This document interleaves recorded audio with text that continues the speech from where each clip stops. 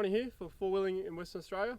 Welcome to episode 1 of Modified, where we share with you four-wheel drives that have been accessorised and customised for everyday use and four-wheel driving. So to kick off episode 1, we have this very nice setup, 79 series single cab behind me here. Right folks, so I introduce you to the owner of this vehicle, good mate of mine as well, Torben. How you going? Good, yourself? Not too bad. So I know this vehicle quite well, but if you could tell our audience what it's set up for. Yeah, well I've set up this car primarily for work. So just the ability to carry heavy loads, get out, because I do a lot of rural work. Yep. So I need the ability to get in on properties and get back out. And at the same time, so I can get out on the weekends and have a bit of play in some of the hardcore stuff. Yeah, well she's taken on quite a few tough tracks, as you may have seen in previous videos, but just by looking at it, it's definitely set up as a tourer as well, is that correct? Yeah, it's set up as a tourer as well, and I do quite a bit of hunting as well, so which explains quite a lot of the lights on the vehicle. So, because most of our hunting we do at night, so light it up. Well, they are pretty handy on the track as well. So they get you out of a sticky situation here and there. Yeah, I hear you get a lot of questions about them. Yes, apparently I'm scared of the dark. So, but some of the places we go, I think it'd scare most people at night. Yeah, probably. You wouldn't want to be at Wolf Creek with this thing rocking up, would you? No. So we'll start with the bar work on the vehicle. Yeah, so the bar work on the vehicle, it's all stock Toyota full bar, winch bar. Yep. And side rails, which have saved the car in many occasions. Yep, many I've seen. Yes. All right, Torb, so moving on to your lifts and tyres. I remember before you had 33s, now you got... Put some 35-inch Kumos on there, some mud terrains, just to get that extra bit of diff clearance and that especially leaf clearance, yep. Which seems to cause the biggest problems in these cars. Yeah, the Achilles heel. Yeah. And the Kumo just seems to have a really good tread pattern, so far very happy with them. How long you had them for? I've had them probably about 3 months now, so I've done somewhere around maybe 10,000 Ks. Yep. So I do clock up the Ks very fast. All right, and what about the lift? You changed that as well, didn't you? You had did you have a 2-inch before? Or? I've always had the 2-inch lift. Yep. I've gone the extended shackles in the rear. Yep. With the GVM springs. GVM upgrade, yep. Yep, the GVM upgrade. That's more to lift the back end, so the front's always lower than the rear. Yep. Which for carrying heavy loads makes it much easier and much more comfortable drive. And you got the airbags as well, haven't you? Yes. Yeah. So I've got the helper airbags. So when I do put that heavy load on there, it just gives me that tiny bit of extra security and comfort. Yeah, yeah. And what do you find with airbags? Do you use more air in the airbags on the road or off-road? With the airbags, they pretty much stay around the 10 to 15 PSI all the time. Yep. Because they act a bit like a bump stop. But yeah, because they replace the bump stop where they are. So. And just they assist by holding the car up and taking a lot of the shock out of it. Yeah, the shock out of the road, so you don't damage the vehicle. Yeah, yeah. So Torbs, these mirrors we were talking about before. Yeah, they're definitely not standard. No, definitely not standard. Yeah. As you know, the standard cruiser mirrors shake to hell. They wobble like hell, I tell you. And you can't see what's going on behind you, so it's a bit of a safety factor for me. Yep. Especially doing a lot of country roads. So I went for the clear views. They're a dual mirror, so I can see what's down low and what's coming up beside me at the same time. That's pretty handy. Very handy off-road. Especially considering we don't get electric mirrors in these things either. So. No, that's right. Top of the range vehicle, and they're missing a few of those little extra mods. Less things to go wrong. Yes, that's true. But the other advantage of these clear views is for towing. They actually extend out, so I can see around whatever I'm towing. So, great mirrors. I can see you went for a track lander as well, up top. So I went the track lander roof rack. I actually got that custom made, so it's a bit longer than your normal one. Oh, is it? Yeah, so it steps out about an extra 150 mil. And I did that mainly to carry a spare wheel up on the roof. Okay. But now that I've changed the back of the vehicle, as we all change things as we go. It's a forever thing, isn't it? Yeah. So now I can fit a few more things up there. I can fit 2 swags, jerry cans. Very helpful. Cool, cool. And then I suppose I see you got a non-standard snorkel as well.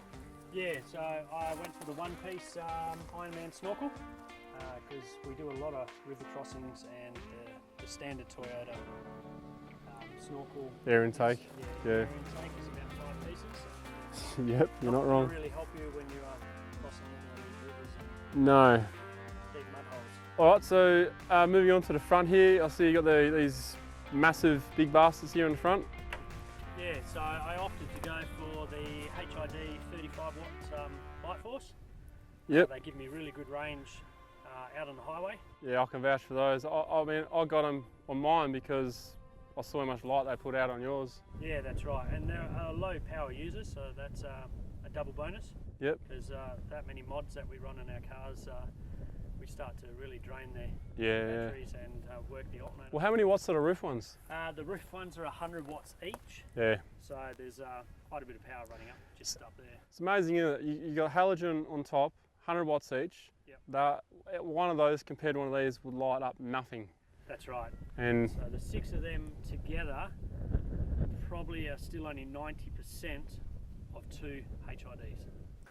right, so I can see you got 2 aerials here. I'm guessing one of them is for UHF. The other one, is that for your stereo deck, or is it something else? No, that's my phone booster.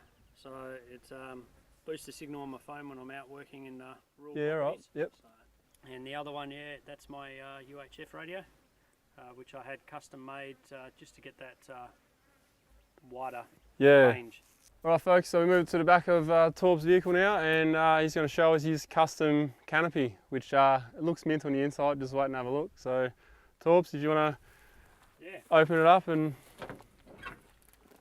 before we get Torben to go through this, just admire that work up there. I mean, this electrical board there, clearly you're a Sparky. Yeah. That is amazing. Yeah, it's my mobile power plant. So, yeah, can you talk us through it? What's what? all right, so the big blue one, that's a 1500 watt pure sine wave inverter. Yep. So I can pretty much run any 240 volt equipment anywhere, anytime. The whole lot is fed off 200 amp hours, so I've got plenty of power to play with. The red box just to the left of it, that's my DC to DC battery charger. So instead of putting all the strain on my alternator to charge my batteries all the time, that does it for me at a low current rating. Oh, like a trickle charge kind of thing? Yeah, so, and it can do a fast charge too, so if the batteries are too low, it charges them a bit faster. Oh, automatically? Automatically, so it's all set by voltage. Got some DC plugs there, you got household AC plugs there, that runs off your inverter. Yep. Fuse panel, is that for all your lights and that here? Fuse panel is a bit of everything, so that does compressors, lights. Yep.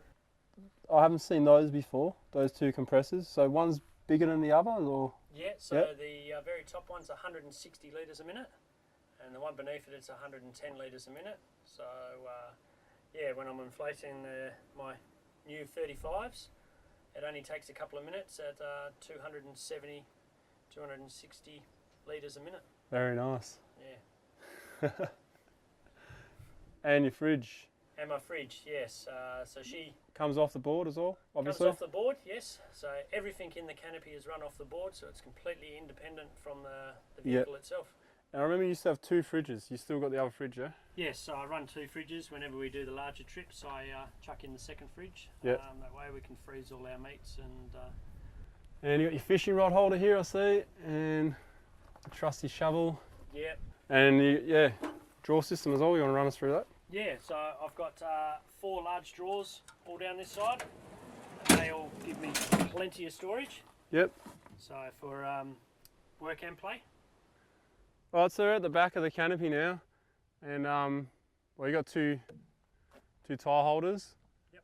I noticed a roll up there. That's obviously for your ladder or something. Yeah, so it's easy access for the ladders up and down. Yep. I kind of set it up at maybe one day might have a tinny, so two guys can lift and roll a tinny straight up there. Bloody oath. Yeah. When's that going to happen? Oh, I have to talk to Ronnie.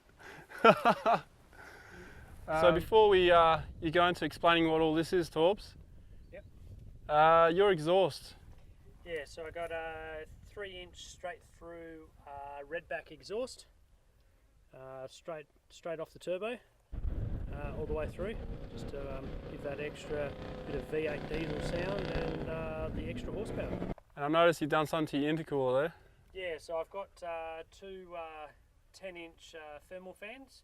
So when we do low range work, I can keep the car running cool. And your second battery, I noticed you don't have it in the engine bay, which... No, so I run two 100 amp hour second deep cell batteries under the tray. Alright folks, so we're going through the 79 series cruiser, Torbens 79 series single cab cruiser. So we're now going to do some questions and answers with him, some Q&A. So, you ready, mate? Always. Alright, so first question I've got for you is specific to you, your top 3 modifications for actual full driving on your vehicle. My top 3 for actual four-wheel driving would have to be the larger tyres. Yep. Especially in mud terrain. Then it would be the upgraded suspension and the winch. And the winch. Yeah. Insurance policy. Insurance policy and makes for great videos recovering patrols. Alright, and your must-have thing with your vehicle for just in general? That would have to be the trusty fridge. The fridge. Yeah, that's pretty important, isn't it? It is. You have to keep the coldies cold. Yep. And if you get stuck somewhere, in my personal opinion, you'll last a bit longer if you've got a working fridge. Yep. Alright, so what is your most memorable and favourite trip you've done in a 79 so far? So far, it would be the Murchison and Lucky Bay trip. Murchison, Lucky Bay trip? Yep. And why is that? Had the most exciting all-rounder tracks, all the way from sand at Lucky Bay to your easy to extreme tracks at Murchison. Yeah, with some fun tracks though, eh? There was some hair-raising moments there. Yeah, and we did some of that at night as well. You should check that video out just here. It's well worth a look. Final question, what did you have before you had the 79 series? So before this car I had the dual cab SR5 Hilux. Alright folks, thanks for watching episode 1 of Modified. I hope you enjoyed it, and the purpose of these videos is so that you guys, when you go out, or you guys and girls, when you go out and get a vehicle and you want to set it up, or you want to know what to do, what mods might work, what they're for, we're hoping to make these videos so you can learn from them. Also, there'll be a link down below to our website where we'll have this vehicle featured as well. Any questions you have at all about anything we may not have covered on the vehicle, or questions about something we have covered but you want more detail on it, just leave them in the comments below, and we'll do our best to answer them as soon as we can. Thanks for watching, don't forget to subscribe, and I'll catch you out there. See ya.